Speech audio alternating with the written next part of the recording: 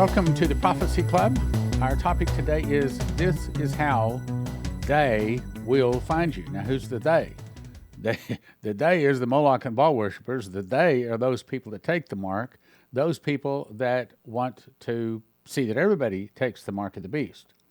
From Gateway Pundit, it says, rogue FBI uses identity theft and conspiracy to commit identity theft to justify Mike Lindell search warrant. That's right, Mike Lindell, good Christian, conservative. Matter of fact, one of the people that is primarily pushing to find out about the cheating that went on November the 5th. You know what I'm talking about. He says, yesterday the Gateway Pundit reported that Mike Lindell, this is the MyPillow guy, was raided by the FBI as they seized his phone. We learned from his podcast on Frank Speech that the FBI was likely tracking him all day long, and they arrested him far from his home on a hunting trip. Agents surrounded his car in Hardee's drive-thru and demanded he give over his phone. Mike pleaded that he uses his phone to run 5 companies, all major corporations, including MyPillow and My Store.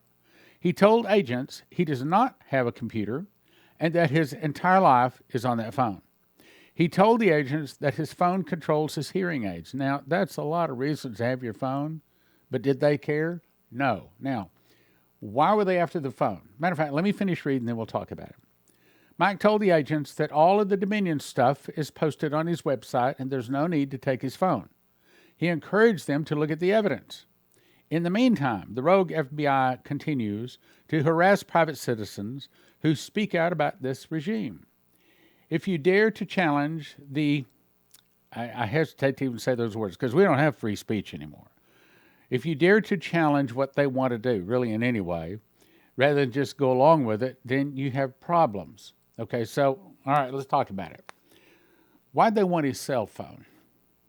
Now, think about that. I know what you're going to think. You're going to say, oh, well, they wanted to check his contact list. They want to see who he's talking to. They want to know what he's saying. They want to read all of his texts and all that sort of stuff. They have it. They have it. Okay, look, let me explain. If it goes through any wire, or if it goes through any air, portion of the air, in the United States for sure, the truth is probably any place on the globe, it's all recorded. I'm talking about whether it's shortwave, whether it's some little kid playing with a little handheld walkie-talkie, it's all recorded. Everything is recorded and kept. Just like, they laugh about Hillary Clinton losing her 33,000 emails. She didn't lose them. As soon as it transferred from one person to another, it was recorded, and it has not been deleted. They are out there. Now, how do you know this? Well, I could go into Ted Gunderson, one of our speakers, and this was back in the late 1990s. Matter of fact, one of the things he explained to me, this is before cell phones. He said, if you get a phone call and you pick it up and no one's there, he said that means that they could be listening to your phone calls. He said, no, I'm not talking about when you're talking on the phone. They can always hear that. I'm talking about it's called hot on the hook. In other words, even though your phones are hung up, and this is when people had landlines before cell phones, even if your phone is hung on the receiver, it can still activate the listening device or the what am I trying to say, the receiver, the microphone, so that they can hear what's said in your house. And I said, so how do you turn it off? You mean you hang it up and you still can't have privacy? He said, no. What you have to do is unplug it from the wall. I've talked with people in high places that they say if you want to have privacy today, first you put all of your cell phones in a refrigerator or like in a microwave or something like that, a metal object, so that it cannot get service outside of the cell phone. And then you get far away from the cell phone because they can activate the microphone on your cell phone. Even if it's in your pocket, it's in your purse, doesn't make any difference. They can listen to you. Now, in case you're thinking, yeah, well, I'm not doing anything wrong. Well, I'm not doing anything wrong either. And by the way, probably Mike Lindell wouldn't do anything wrong either. If they want to hear what you're saying, they can hear it. I also understand, been doing this stuff 30 years, so I hear all kinds of stuff. People come up to me and tell me lots of stuff. But I've also heard that they have technology so that if you're in a room of, say, 100 people and you're talking, they can pick up and pick out your voice and remove the other 99 people in the room talking. If you're in a concert and it's really, really loud, and you turn to your wife or your husband or someone you think, oh, it's privacy, they can't pick it up over this loud, wrong, they can pull it out. I mean, on the ball games, for example, you see them with their catcher's mitt, and they walk up and they put it over their mouth like this so that they can talk. Why? Because there's people that can read their lips. These days, you have to always assume someone, someplace is watching and listening. If you don't, it'll get you in trouble. Yeah, but Stan, I don't know anything wrong. Well, I don't know anything wrong now. But look, if you believe in Jesus, you are doing something wrong. If you're living for Jesus, you are doing something wrong. If you're trying to win souls, you are doing something wrong in terms of Lucifer. Because one of these days, it's going to be so that he causeth all, both small and great, rich and poor, free and bond, receiving the mark in the right hand. And whoever doesn't have that mark, they're going to kill him. They're going to kill him. So if you are a Christian, I hope you're listening. If you are a Christian, the day will come. That's what we're talking about. Let me back up. The day will come that they will find you if you connect to the system in any way. If you make a phone call, oh, well, I could just step up to, so I can borrow someone else's cell phone and I can make a phone call that way. No, because they've already recognized your voice. I remember I just called in to get some technical support on my internet had gone out. And they said, if you would like to have your self-confirmed by voice recognition, push 1, and we'll sign you up for that. And I thought, what? There's no way. First of all, they already have it anyway. I'm not saying that the local internet provider has it, but people in high places, if they want to find you and you are talking on any phone, any place, to anybody, and it goes through their network, if it flies through the ear, if it goes through some kind of a cable or fiber optic or something like that, it is recorded. For all time, it's recorded. Now let's go on. Global research says you better watch out. The surveillance state has a naughty list, and you're on it. Well, I hadn't done anything wrong. No, yes, you have. Yes, you have. If you are a Christian, you have done something wrong. You've accepted Jesus. That makes you the enemy of the mark of the beast. That makes you the enemy of Lucifer. And he is coming after you, so says the Bible. So the article goes on to say, facial recognition software aims to create a society in which every individual who steps out into the public, I hope you're listening, every individual who steps into the public. Now, that doesn't necessarily mean stepping out of your house. That simply can be, matter of fact, standing in front of your TV.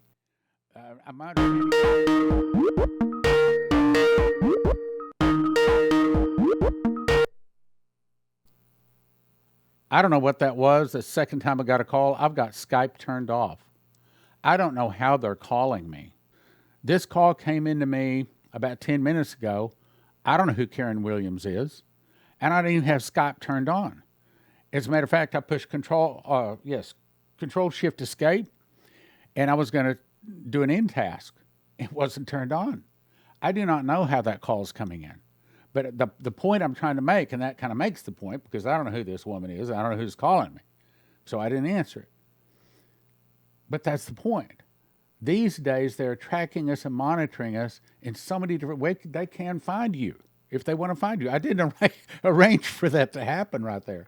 But maybe it was appropriate. Anyway, facial recognition software aims to create a society in which every individual who steps into the public, that's not necessarily stepping out of your house.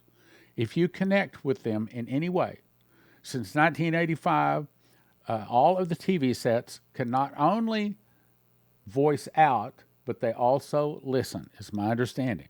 Since 1985. I know that on the TV that I have, on the little remote, I don't have it with me, but on the little remote, I can push a button and tell it what I want. I don't even have to go in and type it in. Now, have I initiated that? No, I have not. As a matter of fact, it's something else. I do not put my signature electronically on anything. You know how when you hand them a credit card and then you have to sign? I do not put my real signature. I do not want it in any computer out there. And several of them have remarked about my most unusual, which I won't tell you what it looks like, my most unusual sign that I put on there. And they say, that's very unusual. And I said, yes, but if you were to look back on thousands of times over the several years that I've had my credit card, you would see that's the way they all look. In other words, I don't give them my real signature. I try to stay out of every computer, out of every camera. I try to stay out of the system as much as possible. When someone asks for my Social Security number, they would probably get my eye teeth easier than they would my Social Security number. And I know a lot of people say, well, be nice. Well, sometimes, frankly, I'm not so nice about it. You're not getting my Social Security number. I don't want you tracking me. I don't want you monitoring me. I can go into some, I probably shouldn't say anything else. So let's keep going. Aims to create a society in which every individual who steps out into the public is tracked and recorded as they go about their daily business. Coupled with surveillance cameras that blanket the country, facial recognition technology allows the government, look, the government is not the problem. The devil's the problem. The Moloch and Baal worshippers, the people that have taken the mark of the beast at this time, at some point in the near future, they're the problem. Allows the government and its corporate partners to identify and track someone's movements in real time, instantly. I mean, right now, somebody someplace, if they want to know where my cell phone is, they can track you within 3 feet based upon your cell phone. One software used by law enforcement collects photos on social media sites. So they have these little, I don't know, bots or spiders or something that goes through all of the pictures. Oh, here's another thing. When you take a picture, with your cell phone, my granddaughter here, take a picture with your cell phone, it uploads it to the cloud. What do you think a cloud is? It's a big, powerful computer. And if you think that they're doing that just to help you so you can have more storage, you're naive. When it goes to the cloud, rest assured, it is tracked. It is scanned. And, by the way, here's another thing.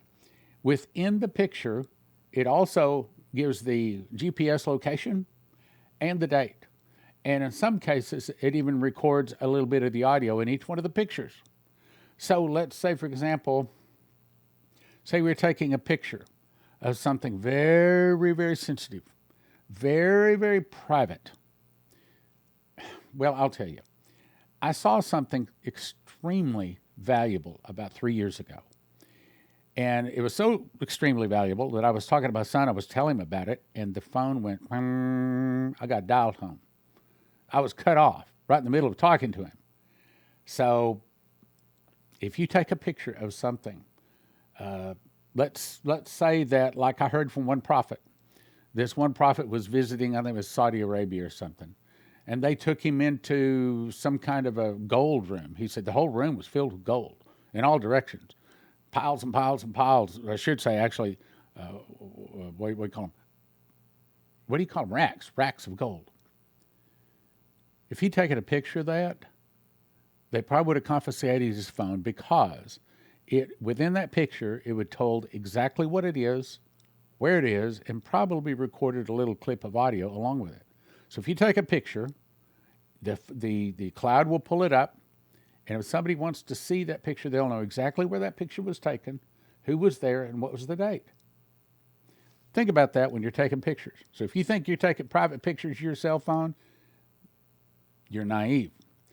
Photos on social media sites for inclusion in a massive facial recognition databases. Biometric software relies on one's unique identifiers such as fingerprints, irises, voice prints. It is becoming standard for passing security lines, digital locks, and access to phones, computers, office buildings. Travelers are joining TSA programs using biometrics to avoid long waits at airport security. All right, now I'll give you an example. About 2 weeks ago, I had to go to Detroit, having to do with Joseph Kitchen.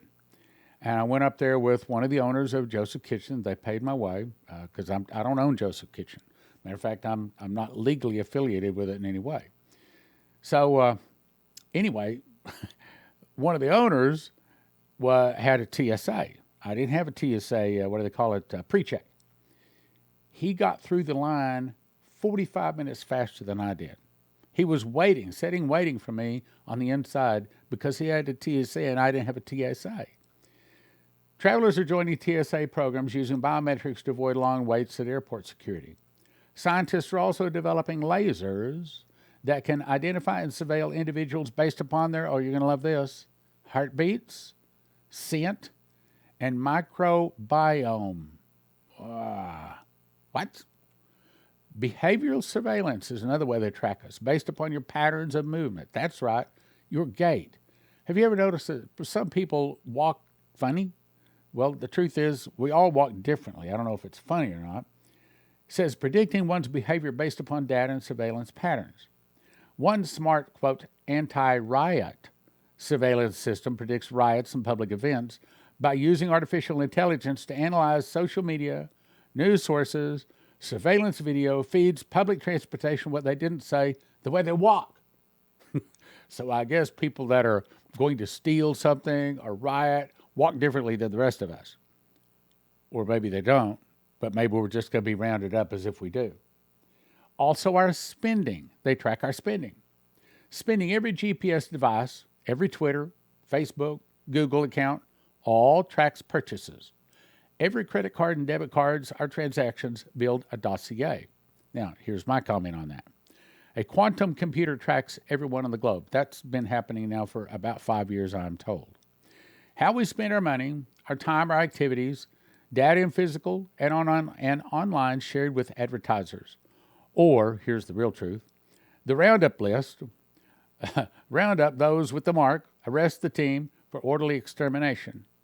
I'm telling you that in your lifetime, you will have the opportunity to deny Jesus. You will have the opportunity to deny Jesus. So, I would recommend you set in your heart, as we say down south, set your jaw to say, nope, you can take my life, you can torture me, but I'm not taking that mark. Why? There's 4 groups of people. In all of human history, there's some 6,000 years back to Adam, there's only 4 groups of people. Those people whose name is in the book of life who get eternal life. Those people whose names are not in the book of life and they're tossed in the lake that burns with fire and brimstone, which is the second death. And the third group of those people that take the mark of the beast. They do not get soul death. They're tossed into the lake that burns with brimstone, with the beast and false prophet, and then 1,000 years later, Lucifer is pulled out of the bottomless pit where he's falling eternally for 1,000 years, and then he's tossed in there with them. The fourth group of people are the nations. Those are the people that didn't take the mark of the beast, but they didn't receive Jesus either. So they are the corners not harvested. They're allowed to live to up to 1,000 years or until they get the first sin, because Jesus is ruling with the rod of iron. If they break one of his laws, then a morning star judge shows up at the speed of thought, hits them with a morning star, destroying both body and soul. They fall to the ground, a pile of ashes and bones, just like Ezekiel 38 and 39 talk about. Round up those without the mark, arrest the team for orderly extermination. Has become big business, a $3 billion industry that routinely harvests your data for profit. Corporations such as Target have not only been tracking and assessing the behavior of their customers, particularly their purchasing patterns, for years, but the retailer has also funded major surveillance in cities across the country and developed behavioral surveillance algorithms. In other words, a quantum computer is already watching us. And at what time they decide to start rounding up those people that believe in Jesus, that's exactly what they're going to do. But we're not going to take the mark. Behavioral surveillance algorithms that can determine whether someone's mannerisms might fit the profile of a thief or someone that has not taken the mark of the beast, or someone without the mark, or someone that's not in their system. Public activities is another way that can track us. Public activities created a web of surveillance that encompass all major cities to monitor groups of people seamlessly, especially protests and rallies. Have you been to a rally? Have you been to a football game? Have you been to one of those DJT rallies? You better know they got your name. Been to one of your sites? Signed up for where they say send a text to this number here? You're on a list. I'll go on. Extensive online surveillance. Looking for any hints of large public events, social unrest, gang communications, and criminally predicated individuals. Defense contractors have been information sharing hubs for federal and state and law enforcement agencies and monitor and report such suspicious behavior as people buying pallets of bottled water, photographing government buildings, and applying for a pilot's license as suspicious activity. I'll tell you some other suspicious activity. Do you go into a Christian bookstore? Do you go to church? Do you visit a prophecy club? Do you listen to prophecy club? Because anybody that would listen to this is a Christian, you see. Moloch has a list of your stops in the car, everything you're doing. If they want to find you, they will find you, and it's not even that hard, even if you're trying to hide. All communications are recorded and scanned. If it moves from one person to another in America, anyway, it is monitored and tracked. Now, 20 years ago, I remember it was an FBI agent that was real good, Ted Gunderson, if you know him, he was a real good guy. We had him in as a speaker one time. He says that 20 years ago that they tracked a list of 100 trigger words. Today, that list is endless. It's not just 20 trigger words. Now, if you say a phrase, I mean, there are several phrases right now. If I say, I'll put it this way. Right after the election, there was, I think it was like I heard about 300 sites that were taken down. Instantly. They didn't get a strike. They were taken down because they said 2 words. I know if I say those 2 words, they'll pull my program too. So we don't have free speech in America anymore. They're tracking phone calls, text, emails. If they tell you the communication is private, like, for example, Signal, don't believe it. If you think you're talking on the cell phone, if you think you are sending signals down teletype, and you think it's private, wrong. The most secure long-distance communication is surprisingly a simple handwritten paper letter sent through the mail. They track you by car. License plate readers photographed over 1,800 license plates per minute. That's one camera. Can photograph over 1,800 license plates per minute, storing the picture, date, time, location in a searchable database shared with law enforcement. So let's say, for example, they want to find out where you are every Tuesday at 4:15. In my case, I can tell you I'm at the gym to play racquetball. But if they want to find you, they will find you. I also, and I'll tell you, I cannot prove this next statement, but I've heard that you got to look at those 2 letters. I dare not even say those letters. But I've heard that the and the were actually formed by the Molochs, not to catch the bad guys, but to see that the good guys didn't catch the really, really, really bad guys, the Molochs. And that's probably true. Tens of thousands of license plate readers affixed to overpass, cop cars, business sectors, and residential neighborhoods track vehicles, instantly running the plates.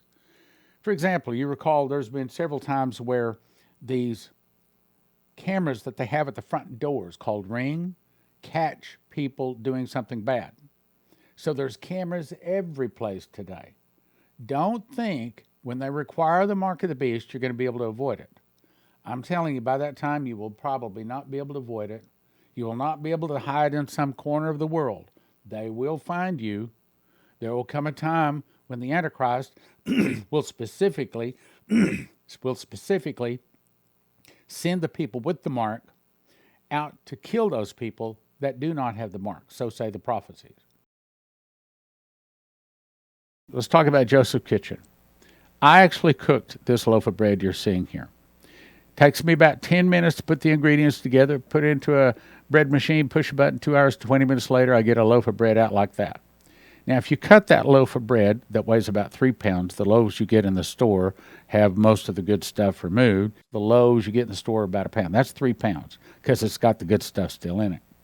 Cut that into 14 slices, and if I eat a slice in the morning and the afternoon, I'm satisfied. So on that basis, one loaf can sustain, I didn't say it's everything we want, can sustain one person for a week. Based upon that, it'll get you excellent nutrition. It tastes good, long storage life, 10 minutes to combine the ingredients, 2 hours, 20 minutes to make it. Other wheat that you order arrives in paper bags, which means bugs, rice, humidity can get a hold of it and ruin it. But at Joseph's Kitchen, they send it out in 100 mil thick buckets. Gives you long shelf life. It's stackable. It's nitrogen infuses that hopefully gives it much longer shelf life, kills bugs and things like that. Easily resealable, keep in a climate-controlled area. And they have it in stock. This is a picture, an actual picture of part of the warehouse. Here's another picture of these. Actually, each one of those boxes holds 2,500 pounds of wheat. And I think they've got 54 of those boxes, a bunch of them. So Joseph's Kitchen can ship it to you right now. You go to most of these places, they say out of stock. So here's what you want to do. Everybody needs to get a machine package. These are the things that you need to grind the wheat berries. Put them into a grinder. 30 seconds later, you have flour. You put that into the bread machine along with 6 other ingredients. Push about 2 hours, 20 minutes later, you have a nice hot loaf of whole wheat bread. Then you have to decide how much food you want. You want food 2 people 1 year, 4 people 1 year, 6 people 1 year. And if you want to make certain you have it when the electricity goes down, you can also get yourself a solar generator, all at josephskitchen.com. josephskitchen.com. CornerstoneAssetMetals.com is where I'll send you if you're thinking about getting gold or silver. I think everybody should have at least a fistful of gold and a fistful of silver, because there could be a time when you pull up to get gasoline and they might not want to take your loaf of bread, but you pull out a gold coin or a silver coin, and you're probably able to get anything you want, even if the credit cards are down, even if the dollars are worthless. CornerstoneAssetMetals.com. CornerstoneAssetMetals.com. Also, I recommend you go to prophecyclub.com and get all 5 of my books. Now, I didn't write this one, but I did organize it. You get How Pre-Trib 1, Daniel, Secret Door to Understand Bible Prophecy, Miss the Mark, and you get 1 set of each of them, which is actually 40 books for a gift of $100 at prophecyclub.com. And if you don't have this right here on your car, you'll want to get it. This is an EMP Shield device. This one goes on a car. All you have to do, it's simple. They have videos show you, but you just put the black wire on the black side of your battery. The green wire attaches to the body of the car, and the red wire attaches to the red side of the battery. And then the back peels off. You don't even have to put any holes in your car. Back peels off. You stick it someplace under your hood. Takes about 10 minutes for us people that are not mechanically inclined. Probably people mechanically inclined more like 5 minutes to put it on, and then you're good to go. If you'll go to empshield.com, put in the promo code prophecy, you get a $50 discount for everything that you order there. Good deal.